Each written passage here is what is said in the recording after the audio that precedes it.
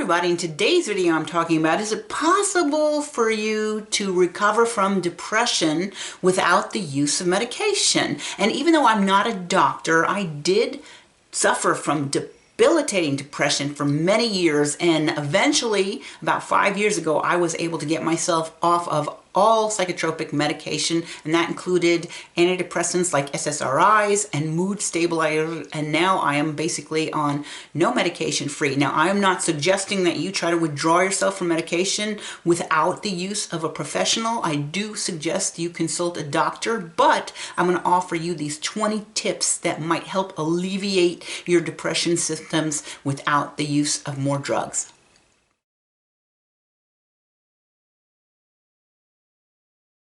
So the first suggestion is very important. It's for you to take care of your physical health. And in order to do this, you need to start eating healthy, eating a balanced diet of whole foods that occur in nature, and trying to avoid processed foods and foods that have a lot of added preservatives and sugars. Now, when I was very depressed, I didn't believe any of that stuff. I ate terrible. Of course, I was always working and always busy, but I would go out to fast food quite frequently, and over the years I managed to change, so I am shopping for groceries and cooking meals for myself, and that seems to have helped a lot of the depression symptoms. The other thing is to get out and do some exercise. It doesn't have to be a lot, but if you could take a short walk or do some weightlifting or some squats or something like that every day, even if it's only 15 minutes, that'll get your blood circulating, and that's very good for you. And the last part of this recommendation is just for you to follow your doctor's recommendations for treating any ailments or medical conditions that you might have, like diabetes or any of those other conditions. So number 2 is to set limits on how much time you spend each day watching the news. National news, local news. I suggest you put a cap on of 30 minutes if you're starting to get sucked in.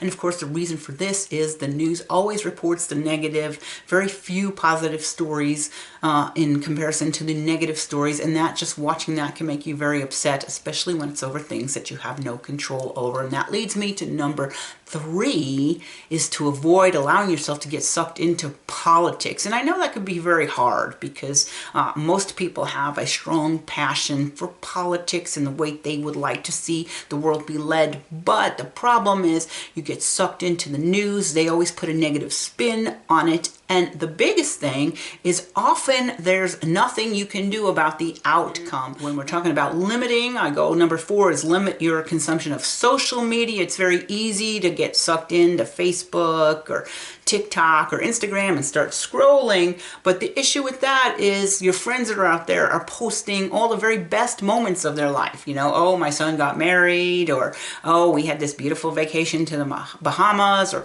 oh, here's my brand new car. So people are only showing the very best, and now you're starting to compare yourself to your peers and thinking, wow, you know, my life is sucky. I don't have a new car. So avoid the social media. It's easy to get sucked into it, but I would avoid that. And the other thing that it leads me into is number 5, is to stop comparing yourself to other people. I think it was Rumi that once said, comparison is the thief of joy, which is true. You can easily find somebody, oh, my sister-in-law or my brother's best friend, you know, look how much skinnier she is than I am, or how much younger she looks than I am. Like, you can't do that if you start comparing yourself with other people. You should only be comparing yourself to yourself. Look how great I feel compared to last month is a better way to do it, rather than comparing to other people. So stop doing that. And the next thing is to reflect on your life and see where you are in your life and think it through. Are you living your dream for your life, or are you living somebody else's dream? Now, the example I'm going to bring into this is I had a long career in information technology, and I was depressed from the time that I got my first job out of college until I left my IT. Actually, I left it when I was 38 years old. And then I was remembering I never wanted to work in IT. I never thought programming or business analysis or data analysis or systems analysis. I never found any of that interesting. But when I was young, my dad used to always say, oh, look at this. Computers are a great thing. If you get a job in computers, you'll always have a job and it will be secure and it will pay well. And all of that was true. I mean, I worked in that career for 20 years, but I always made more money than my peers, definitely more money than the other women that were in my social group that were not colleagues from work. But yet I was not happy because it wasn't what I liked to do. The corporate climate, the atmosphere in an IT shop to me seemed hostile. I felt like I had to change my own personality in order to succeed at a job. Should I have to do that? Should I have to change my personality to succeed at my career? I don't think so. I think that's what really put the depression on me for many, many years. And when I left IT and decided to find something that suited my personality and my wishes for my happy life, I was much better after doing that. So again, consider, are you living your life's dream or someone else's? Very important. Number 7 is to cut out toxic people from your life. Now this can be very difficult. Sometimes it might be a person that you've been friends with for many years. Sometimes it might be your own relatives. But think about some of the people that you are constantly interacting with, and think about after you talk to them on the phone or after you see them in person, do you feel better or do you feel worse than you did before? And if there are people that are making you feel worse, or not supporting you, or not encouraging you, maybe it's time you cut ties with those people. And again, that can be very difficult to do, especially if it's a family member, but maybe it's time to cut the ties on some of the people that are not helping you with your life. Okay, number 8 is to spend time outdoors. It's very important. I don't think we as human beings were designed to spend all your time inside, blocked from the sunshine, with artificial lighting, artificial air circulation. I think it's important that we get outside, even if it's only 15 minutes a day. So very important to spend some time outdoors, even if you're sitting on your patio outside, just having a cup of coffee in the morning or taking a walk, but getting some sunshine is very helpful for your mental health. And number 9 kind of goes along with the outdoor thing, and it's basically if you want to go outside and take off your shoes and stand, it's best if you can stand in grass, but if you can stand in grass or maybe dirt, I think that can be very helpful. It makes you kind of grounded with nature, it connects you with nature, and I probably wouldn't have thought of this on my own, but I have an adult son with autism who's 23, and when he was in his, maybe from 12 on, he would take off his shoes and walk around barefoot. He would go outside and go walk for a mile barefoot, and it used to drive me crazy. Like, can't you just put your shoes on? And I'd say, no, Mom, I like to feel it on my feet.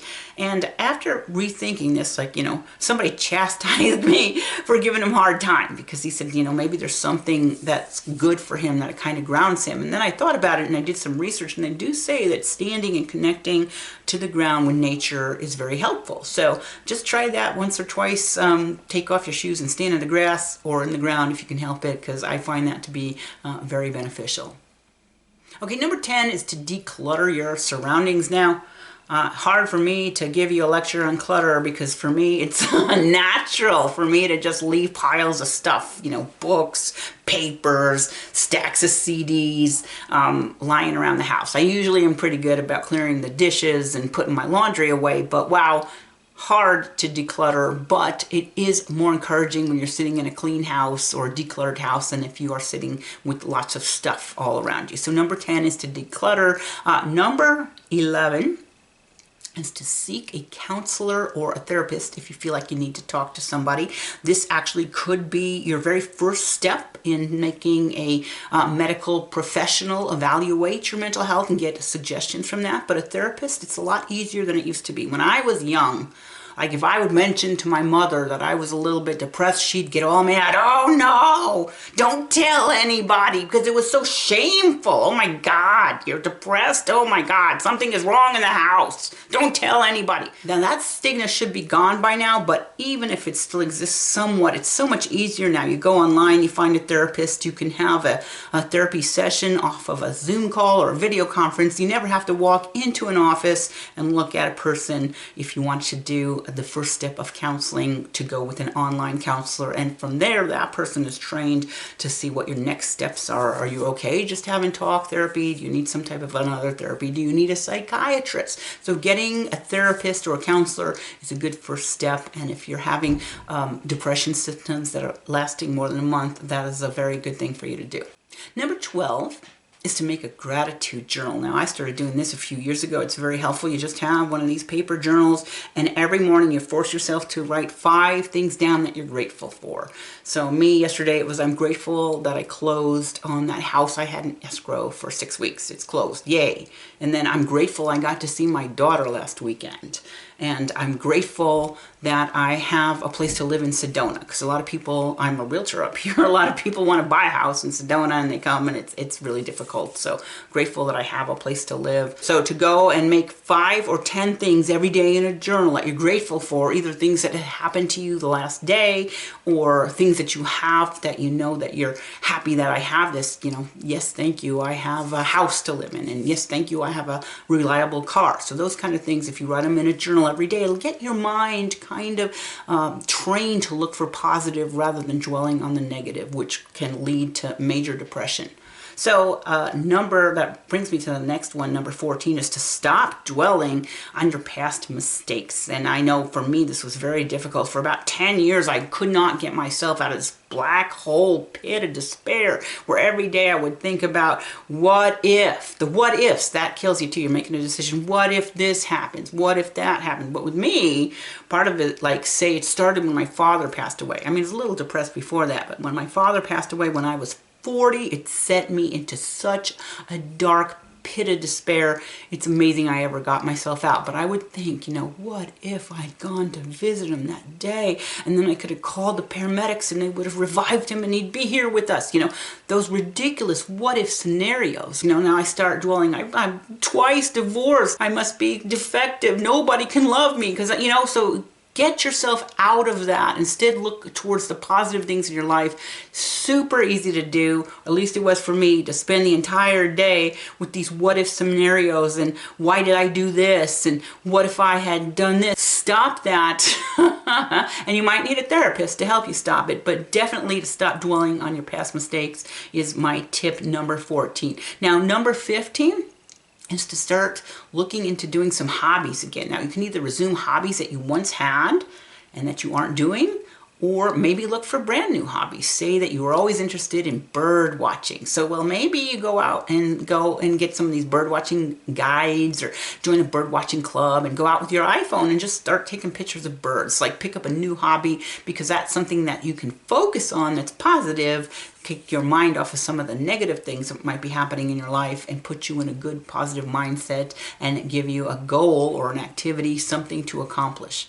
So my next tip kind of plays into the previous one. It's to make realistic goals for things that you want to accomplish in the next 6 months to 1 year. So say, oh, I am starting this bird watching hobby. My goal is to make a collage of birds that I've taken pictures of in the next 6 months. I want to have 20 good photographs of birds for my collage. So that would be a good goal that gives you positive thing to focus on for the next 6 months. And when you achieve that goal, now you've got something to celebrate. So making realistic goals for positive things that you want to have happen in your life, that's my tip number 16. And then number 17 is to go out and participate in social activities. So again, we're going to the bird watching.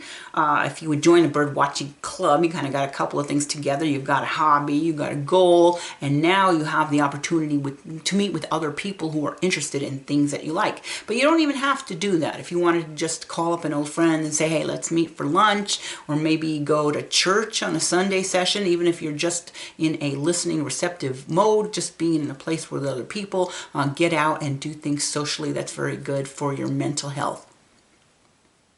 Number 18 is get a pet. Now, I want to preface this with, if you've never been the type that likes animals, I would say no to this. But if you've always like, I kind of like cats, or I kind of like dogs, it's nice to have a dog or a cat, especially if you live alone, because now you've got a little bit of companionship. And then the very, very best thing is that animals always give you unconditional love. And who couldn't use some of that? Okay, number 19 is to check the prescription drugs that you're on. So I'm not going to say do this on your own, but what I would do is take some of the prescriptions that you have into the next doctor's appointment with your primary care doctor or somebody who's qualified and say, hey, could you look at these? Make sure that you're not on drugs that don't interact well together or drugs that might have side effects that would cause you to be more depressed. You know, it's been long term that SSRIs might lead to more suicidal thoughts. But again, taking your drugs into a doctor and having them checked out, make sure you're not over medicated.